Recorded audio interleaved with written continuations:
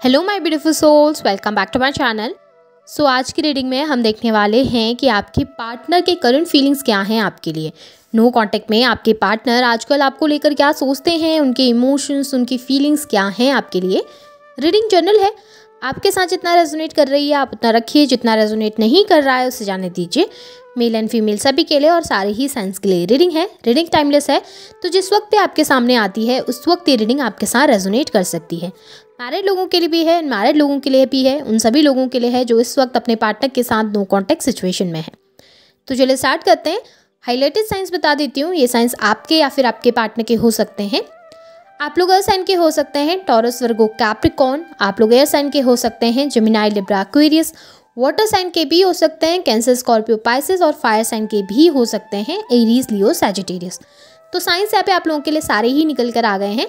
अगर मैं आप लोगों के लिए नंबर्स देखूं तो मुझे यहाँ पर 10 नंबर अक्टूबर मंथ आप लोगों के लिए इंपॉर्टेंट दिखाई दे रहा है। नंबर 6 इंपॉर्टेंट हो सकता है, जून मंथ आप लोगों के लिए इंपॉर्टेंट हो सकता है। नंबर 4 अप्रैल मंथ भी आप लोगों के लिए इंपॉर्टेंट हो सकता है। नंबर 7 जुलाई मंथ भी आप लोगों के लिए इंपॉर्टेंट हो सकता है।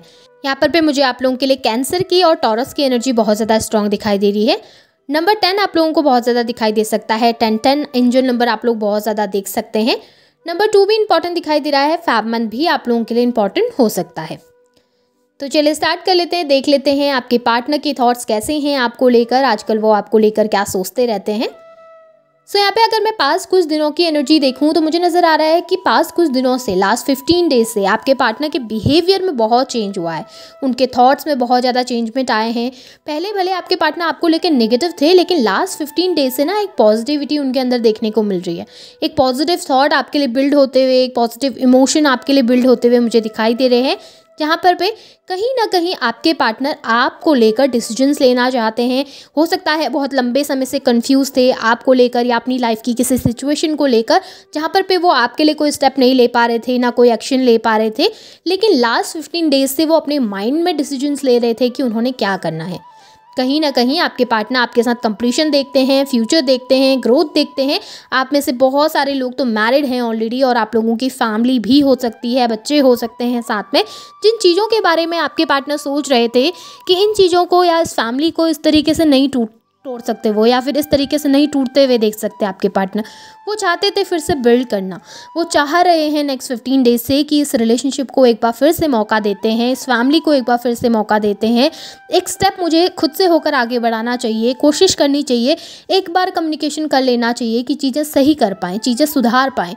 हो सकता है काफ़ी लंबे समय से आप लोगों के बीच में नो कॉन्टैक्ट सिचुएशन चल रहा है, या फिर आपके पार्टनर का बिहेवियर बहुत रूड था आपको लेकर, या फिर हो सकता है कोई थर्ड पार्टी सिचुएशन आप लोगों के बीच में थी जिसकी वजह से आपके पार्टनर कभी आपको ना वैल्यू कर पाए, ना ही समय दे पाए, ना ही कोई एक्शन ले पाए। लेकिन लास्ट 15 डेज से उनके बिहेवियर में बहुत बदलाव आए हैं, उनके इमोशंस में बहुत बदलाव आए हैं। अब वो आपको लेकर एटलीस्ट पॉजिटिव सोचने लगे हैं। पहले क्या था ना कि वो बहुत नेगेटिव हो गए थे आपको लेकर, उनके थॉट्स बहुत नेगेटिव हो गए थे, या फिर कहें कि लोगों ने कुछ इस तरीके से उन्हें मैनिपुलेट करके रखा हुआ था कि वो हमेशा आपको लेकर नेगेटिव ही सोचते थे। लेकिन लास्ट 15 डेज से वो आपको लेकर अब पॉजिटिव सोचने लगे हैं। उनके इमोशंस, उनकी फीलिंग्स आपको लेकर बहुत पॉजिटिव हुई हैं, और अब वो आपके साथ ग्रोथ देखने लगे हैं। अब वो आपके साथ फ्यूचर देखते हुए दिखाई दे रहे हैं, और कहीं ना कहीं आपके लिए एक्शन भी लेना चाहते हैं। यहाँ पर चैरियट की एनर्जी है, और चैरियट की एनर्जी बताती है कि कोई पर्सन अपनी लाइफ के डिसीजंस लेने के लिए अब तैयार है, स्पीडली आपकी तरफ आ रहा है। ट्रैवलिंग को भी ये दिखाता है, हो सकता है आपके पार्टनर ट्रैवल करके आपके पास आना चाहते हैं, वो इस डिस्टेंस को कम करना चाहते हैं, जो इमोशनल डिस्टेंस आप लोगों के बीच में आ गया है उसे कम करने के बारे में आपके पार्टनर सोच रहे हैं।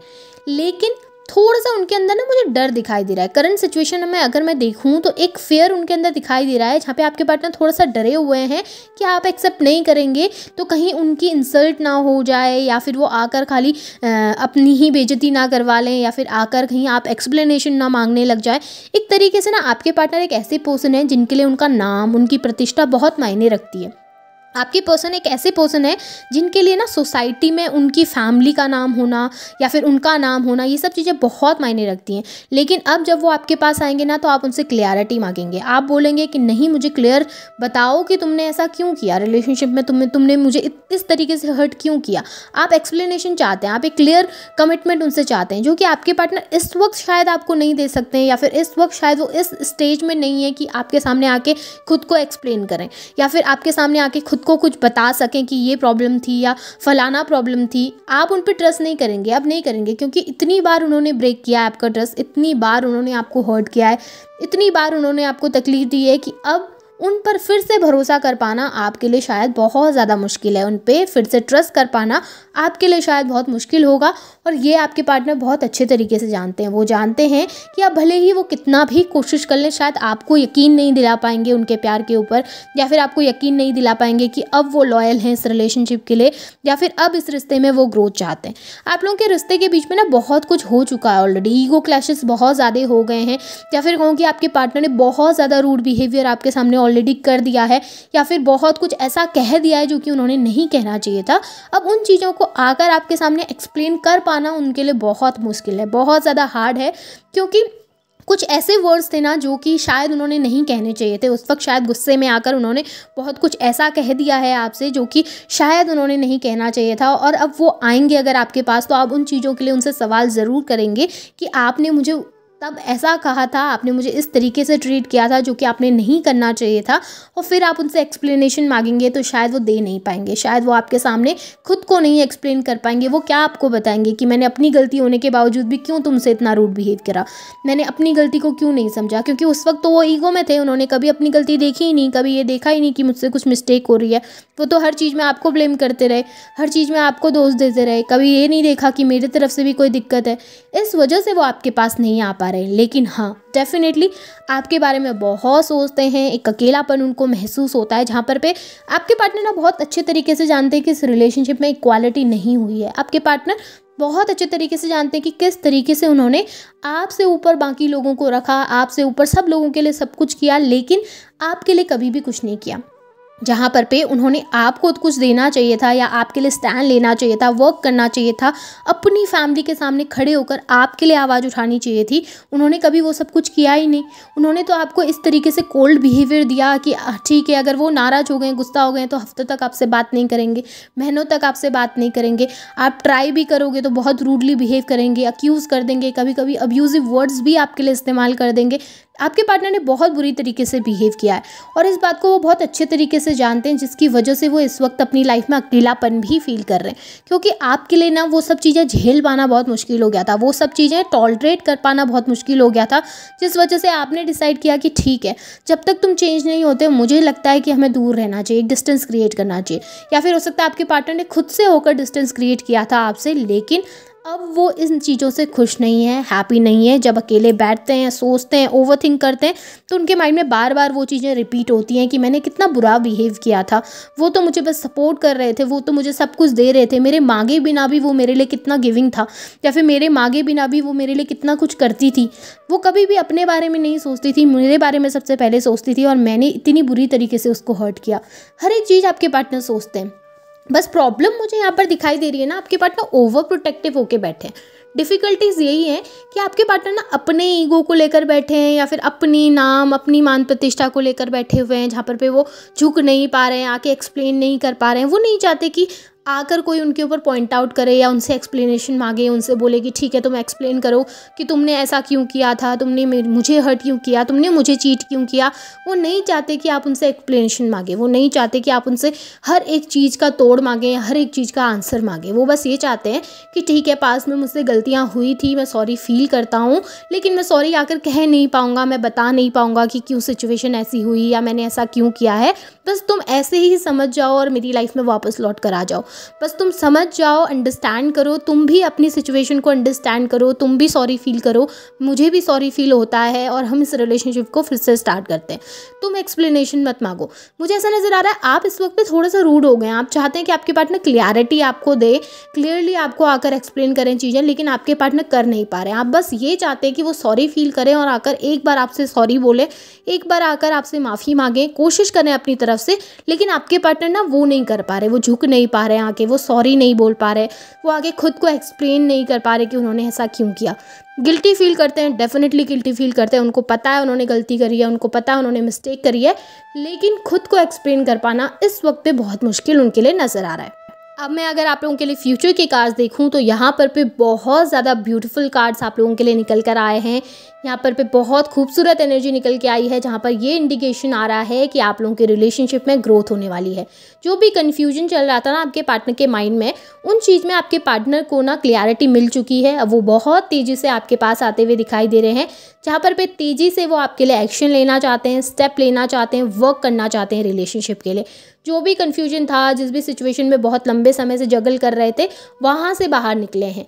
अब वो आपके लिए एक्शन लेंगे, वर्क करेंगे और स्टेप भी आगे बढ़ाएंगे। और ये बहुत स्पीडली होता हुआ नज़र आ रहा है, बहुत स्पीड से आपके पार्टनर आपके पास आ रहे हैं, क्योंकि इस वक्त पे ना आपके पार्टनर आपको लेकर बहुत ज़्यादा अट्रैक्टेड है।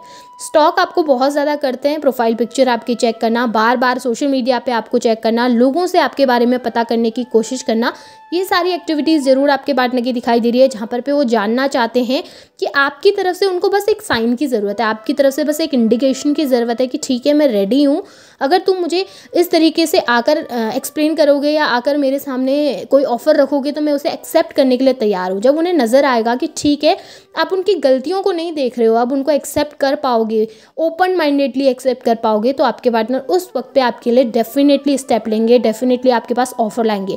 और बहुत सारे लोगों के लिए तो मुझे नज़र भी आ रहा है कि वो ना इनडायरेक्टली आपको ऑफ़र देने की कोशिश ज़रूर कर रहे हैं।